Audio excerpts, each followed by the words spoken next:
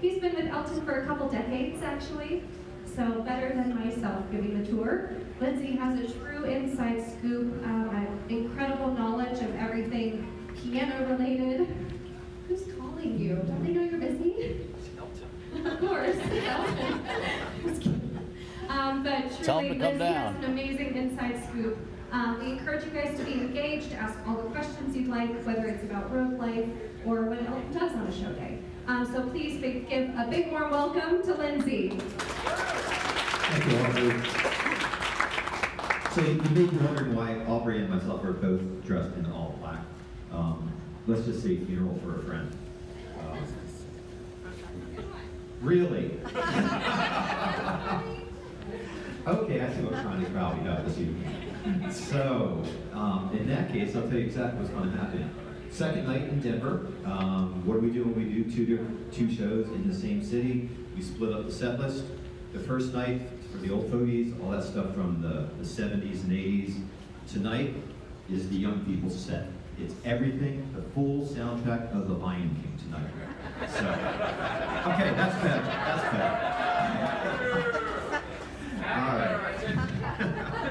Anyway, welcome. My name's Lindsay, and as Aubrey said, I've been with Elton for about 20 years, and I'm his piano systems engineer and also head of special projects, which I'll tell you a little bit more about later. For some reason, Elton keeps bothering me today, so I'm going to turn that off. So anyway, what we're going to do tonight is going to have a lot of fun because you guys are going to see things that we don't let the general public see very often at all. As Aubrey said, we cap this at 50 people. Why? Because two things. One, what it takes to put on the show is an unbelievable amount of manpower. We just don't have a lot of spare time to be pulled away from making the show happen. For this, because it is the farewell tour in Elton, really, this tour is about him giving back to you guys, the ones that have supported him for years and years and years. So it was his decision to do this VIP thing. I call it the bring your family to work day, except that your family really wants to come to work and see what you're doing. So what we're going to do is I'm going to talk a little bit about Elton's piano, about the show, what it takes to put on this thing, how it came about, and then we're going to go out actually into the Arena Bowl before they open the doors to the general public, and you guys can see firsthand, close up at the lighting system, the video system, all sorts of details, things with that. But most importantly, as you see the stuff up close, if you have questions, you can hit us up for questions and get answers that, what I'd like to say is ask us things you can't Google. That's why you're here, is to get a unique experience. So, talking about the pianos, Elton, he tours relentlessly. What most people don't realize is for the last 20, 25 years, he's toured non-stop. The only break he really does is he takes off generally every August, and that is a traditional British holiday month. So he stops touring for them. Of course, in that, I've done special events in the middle of August. So he has no hard and fast rules, but I will say one thing. The gentleman absolutely loves to play, and he just keeps going and going and going. So back in the early 90s, once he got clean and sober, he got away from Steinway pianos and he shifted to Yamaha. Not that there was anything wrong with Steinway, but it was a time for a change. And sometimes just as a musician, you like to mix things up. You may know with the band, players have changed over the years. Nigel's been fired at least twice. But he's back. Ray Cooper's, come and gone. It's quite the revolving door. But we're very thankful that it is revolving because we get the good players back in again. I had the good fortune on the Peachtree Road Tour to finish to do the last leg of that, the European leg. I was the keyboard player with Elton on stage. And that was just a tremendous experience because I started playing as a little kid piano because of Elton John. So just to get a sense of the room here, do we have any musicians in the group here tonight? Any piano players? Yes, very cool, very cool. Thanks, with the Del. piano, it's a 9-foot Yamaha Concert Grand. It's a model CF3, basically stock piano. We did a couple little tweaks on it. We made the action a little faster, meaning it's a little bit easier to play. And on the black keys, we chamfered the front of them, basically rounded them a little bit. So if Elton were to do a little Jerry Lee Lewis or a big just swipe down the keyboard, it wouldn't break off the keys or hurt his hand, because he's a pretty aggressive player. It's really interesting because if you sit down sometime with Elton, which would happen if you went out to, people all the time ask, I want to meet Elton, where do I go to meet Elton? Very simple. Generally speaking, if he's coming to your city and you want to see him, go to the local vintage vinyl store the day of. He is all about rebuilding his vinyl record collection. And pretty much every time he comes into town, he is out there buying new album after new album. Well, new albums in the sense of new to his collection, but obviously they're vintage things. But that said, it's very cool because some bands, Alice in Chains, for instance, they've done a release of a new record on vinyl. And one of the reasons I mentioned Alice in Chains is that Elton is all about new music all the time. He does guest appearances on many different albums that you would have no idea. We had the first new Alice in Chains album when they got their new singer, William DuVall. They were in Vegas. They called up Elton and said, we have the track, Black Chains Blue. Would you be interested in playing on that? And Elton, most people go, Alice in Chains, kind of far from the Elton genre. He jumped at the opportunity. So if you hear that Alice in Chains album, that's Elton actually playing the keyboard part on that. And he's done that on many, many acts. He is always interested in supporting new music all the time. Has anybody gone to his Oscar party? No, I asked that seriously because it is open to the public. Generally speaking, it's you have to get your ticket about a year in advance, and it's coming up in 2 weeks from Sunday. But one of the things with the Oscar party, he always has a musical guest that he has come out. The basic format is it's a dinner party. They do it's called Oscar viewing party. They have all these big video screens, and they watch the. If you could change it to an Elton ringtone. But anyway, it's a viewing party, and after the Oscars are over, then it turns into a real party, and he always has a musical guest that performs. And he tries to find someone who is up and coming, that he is really passionate about and wants to support them. And in line with doing that, he will do usually one song on stage with that band of their music, and then have that band do one song of his together. So it's a lot of fun. I encourage you, if you can get a ticket, definitely go for it. It's a blast. Last year, there was a band called Greta Van Fleet, kind of a Led Zeppelin-esque thing. Great bunch of guys. They've actually come out to the farewell tour to check things out, and they're huge fans.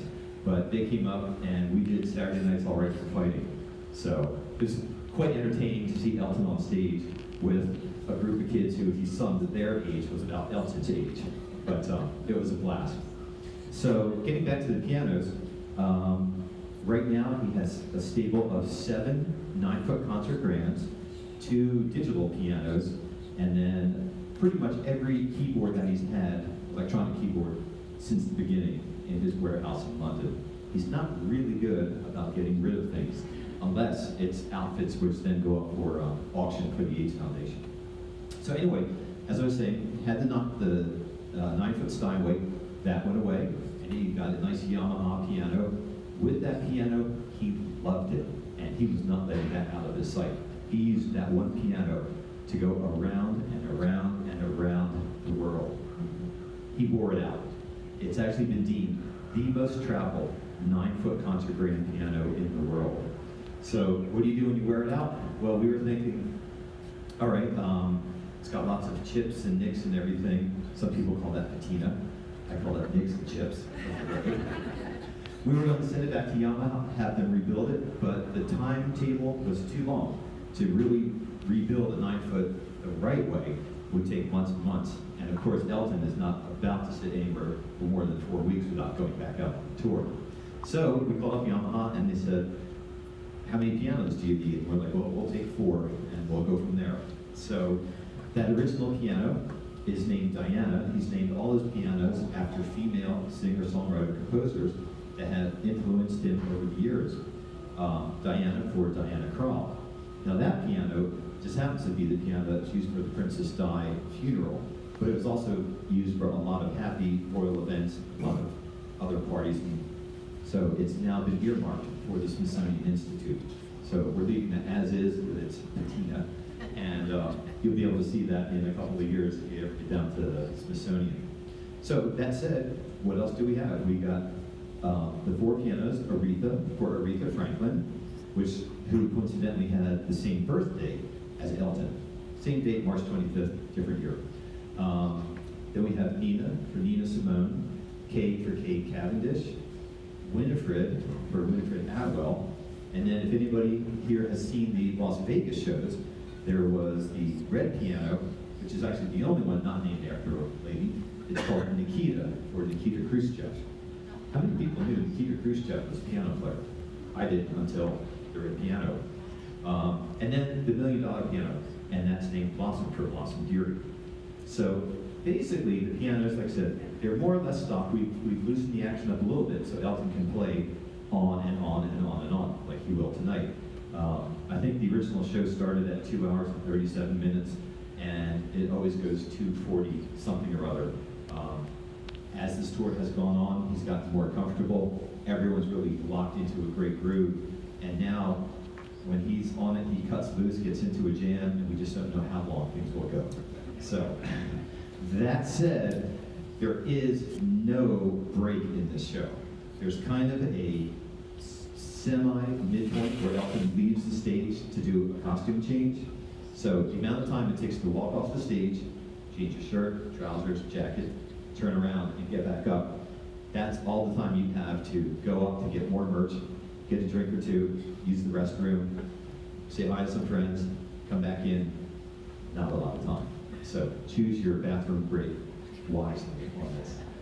Any questions about the pianos? Which piano does he have tonight? Ah, good question. Which piano is here tonight? 2. We have, for the North American leg, we have been using Nina as the principal piano on stage and Kay as the backup. Now, one of my jobs as a piano systems engineer is to make sure that each piano feels like every other piano. I like to think of it as Elton plays the Elton piano. When he goes up, he needs to feel like it's just one piano. He knows they have different names, but I don't want him to feel like, oh, I'm here with Nina tonight, or oh, this is Aretha.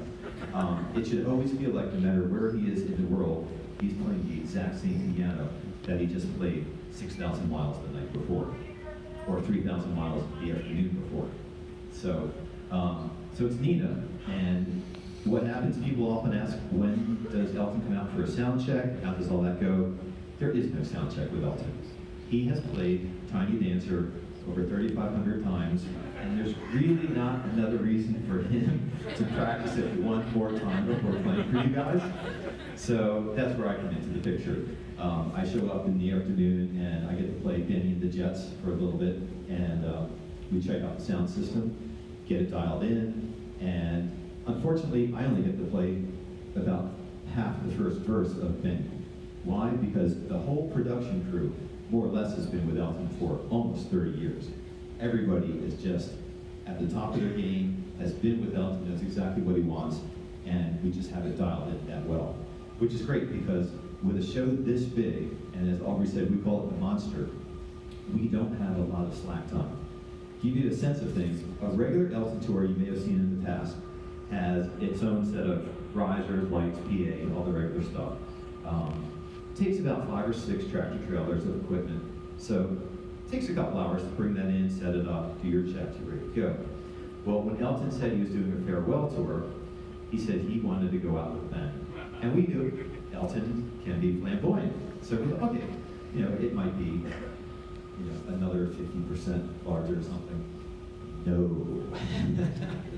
He went bigger than anyone thought he would. This tour takes not 10, not 15, but 19 53-foot-long tractor trailers. So when you go in there, which we will get in there very shortly, in like 45 seconds, you will see everything that you see hanging from the ceiling, the whole stage, the video screens, all the lighting, everything is custom made specifically for this tour. There's only one of it. A lot of tours will have duplicate sets. This is too big at this point to have a duplicate set because it costs so much and it took so long to build. And you'll hear more about those details from my coworker in a few moments. The trailers. We start about 6:30, 7 in the morning to set it up, and it just gets done 4:30, 5. Sometimes when we go in there, they are still doing lighting adjustments until 6, and we just made it for the 7 o'clock doors so that Elton can hit it at 8 o'clock. One thing with Elton, again, he loves to play. He is not an Axl Rose who will just make the people wait. His thing is, I'm here, 8 o'clock is my showtime, it says it on the ticket, let's go. And there's always a battle where management goes, well, there's a couple seats that haven't been filled yet. And he goes, 8 o'clock on the ticket, let's go. So, the latest the show might start tonight, 8:07, 8:08. So again, do everything you need to do beforehand, but pretty much an on-time show. So that said, it's big. Now, this is 19 tractor trailers, just to put that in perspective. If you have a nice, say, 5,000 square foot modest home and you're moving, you would fill one of those trucks. So, give you a sense of things. All right, I want to get you guys in there. I can talk more on stage when I see you with the pictures. If you have any other questions as you go through. Are there any other questions right now? Cool, okay.